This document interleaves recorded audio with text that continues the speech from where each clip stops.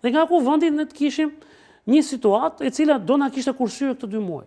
Mbas 22 ditësh u vendosën 2 masa sigurie. Pezullimi nga detyra dhe bllokimi i pasaportës. Pra ne sot kemi një zëvendëskryeministre e cila nuk e kalon dot qafën e thanës. Dhe ndërkohë kemi një qeveri dhe një kryeministër që mundohet që t'ia vë kufirin te thana Spakut. Pra te thana ka arritur puna. Thana shqyr zoti është një vërtet nuk është një dru i lartë, por është një dru që duron shumë, ka shumë elasticitet. Megjithatë, vetëm pak momente për të bërë një paralelizëm apo një krahasim, sepse janë 2 situata komplet të kundërta aty ku flitet për standardin, ëh. Ndjekim pak një moment se çfarë ka thënë Bledi Çuçi për rastin e Berishës.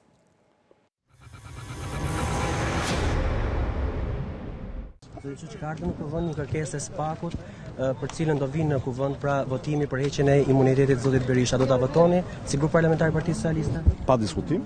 Qëndrimi jonë është shumë i qartë, i prerë në këtë pikë. Ne nuk kemi diskutuar mandatin edhe të kolegëve tanë kur vjen puna, kur Spaku kërkon një gjë të tillë në parlament, kështu që kjo nuk diskutohet fare që ne do ta votojmë pro.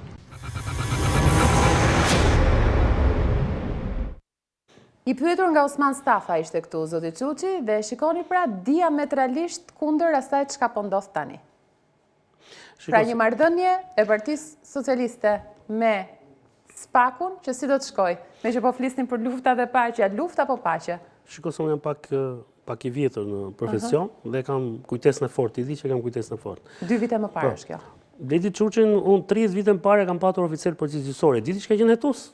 Bledi Çuçi, se dhe, ka qenë OPG, oficeri policisë gjyqësore. Dhe unë kam qenë atko i paditur nga kryeministri i kohës. I ndjeri zoti Nano ka qenë. Hetus ka qenë zoti Çuçi. Pra, zoti Çuçi e ka kulturën e hetimit, e di se si funksionon organi i akuzës. Pra, ka qenë oficer policisë gjyqësore i prokurorit, se çështjet e shkoja në Burgun, po të provoj, unë shkoja në Burg. Dhe isha për shpifje për shkak të detyrës së cilësive veçanta dhe ishte 2 deri në 7 vjet Burg. Kështu që e njoh mirë, e di mirë se si ka funksionuar zoti Çuçi, e di se shumë njerëz nuk e din fillesat e tij. Mbaj mend te e mbrapa, po tash e njoh që shekullin e kaluar. Tani, për të ardhur tek ky moment. Zoti Çuçi e di shumë mirë që edhe në rastin e Berishës, edhe vërtet mund të ishte një moment euforie, por edhe në rastin konkret e kanë të pamundur ta pengojnë. Po çfarë do të ndodhi sipas jush? S'kan çati bëjnë, ata do ta zvarrisin.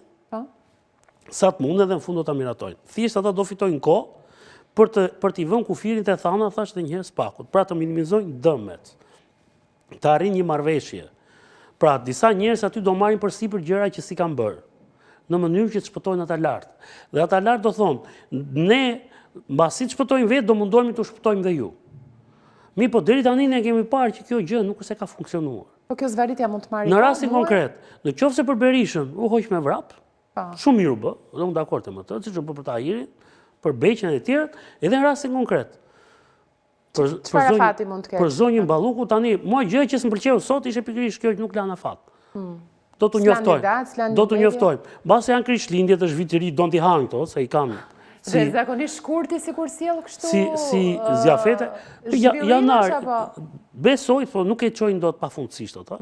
Dhe janë të detyruar pastaj që ta lëshojnë. Problemi është që në janar, të paktën me aq njohuri sa ka mund, dhe Denisa ka mund, flitet që do ketë një riformatim të qeverisë. Pra, zonja Balluku nuk do të jetë në pjesë e kabinetit. Gjë që i është ofruar që në shtator. Për në janar thon? Po në janar, do ketë një riformatim.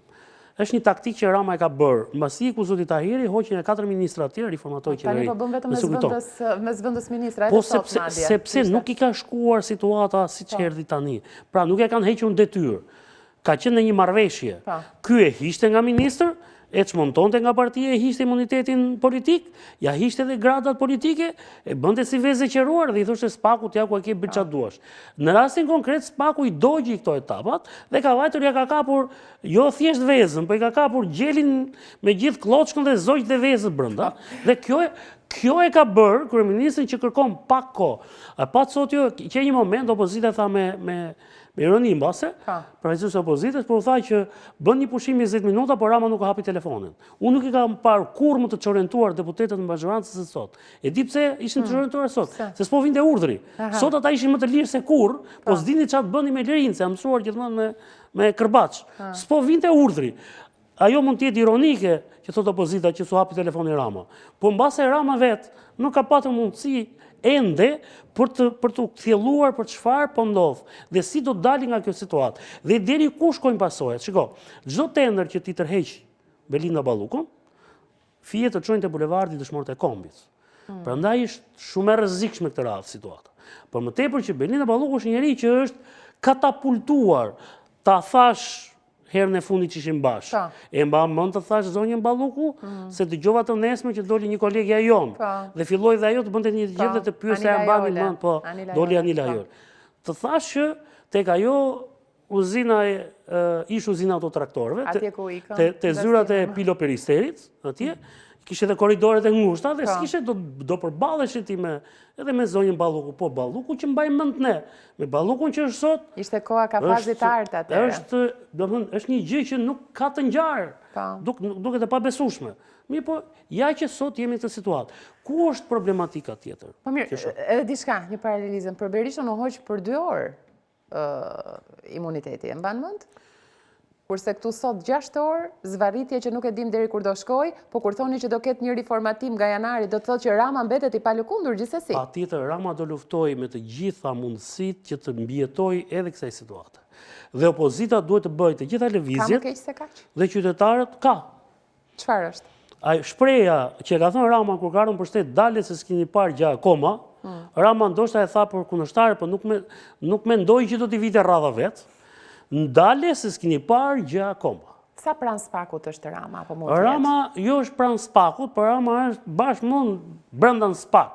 Thjesht, as spaku se ka gjetur kurajon të thres, as Rama deri tani nuk e ka gjetur as ai kurajon, dhe njerëzit e dur që të paktën për shtypje faqe të shkojë sa edhe si themun për ta shkrirë akullin. Ka shkuar burri huaj 3-4 herë në atë burgun e Hagës, tashim Thaçi, ka shkuar një herë Robit, ka shkuar një herë Rama. Nëse ma mend, po ka qenë krimet e rënda atëherë. Ka qenë për çështjen e Tomdoshit nëse. Dhe shkoi gjithë qeveria dhe i prisi prokurori jepte derën atje duke si zjafet. Edhe i prisi i fuste brenda. Tani situata ka ndryshuar. Dhe Rama jo është pranë, po pikërisht të po mundohet të vonoj. Pra të vonoj vajtjen e tij në spak. Por nga do që ta kapësh. Unë po të marr vetëm ngjarjet e këtij viti. Nisi me Erion Velier. Vazhdoi me Ballukun dhe përfundoi te Akshi. Janë 3 rrënjët kryesore që mbanin trungun e pushtetit e Tiranës. Dhe zhvillime madhe që kanë ndodhur edhe për një dite dhe duke sigurisht një ditë që qeveria mund të shkërmoqej, por që gjithsesi qarku më i madh i Republikës, që i sjell atij si themi cimenton fitoren, qarku numër 2 në vend, që as në theshtatën se ka fituar me 12 mandate si shfitoi këtë radhë, dhe ne na solli Zengjineën dhe elitën e Zengjineve atje, se do lexojnë, imagjino tani kush do merret, kush do lexojë dosin. Do ta lexojnë këta, ç'a të them unë tani? Të më vjen për qeshur kush do lexoj, por duhet t'ja japin. Ata thjesht do ta marrin dhe do t'ja japin në një kolegu ton, dhe i thonë, "Ore, gjeje çik çka ka këtu brenda." Qëndrojmë pak sepse e nisa që në fillim duke të thonë të vërteta dhe të pavërteta, të lutem.